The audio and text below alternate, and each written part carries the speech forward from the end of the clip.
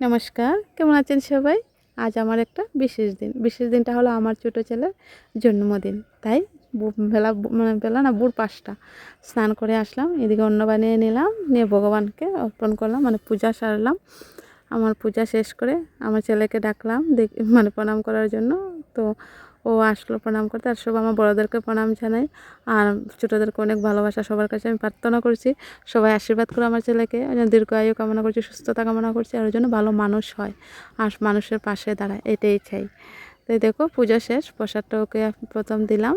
দেওয়ার পরে এই যে কনসুটে আমরা প্রত্যেকদিন সকালে থাকে, আর আমি তো যেহেতু মিনি ব্লগ করি না, এইগুলো তো দেখাতে পারি না।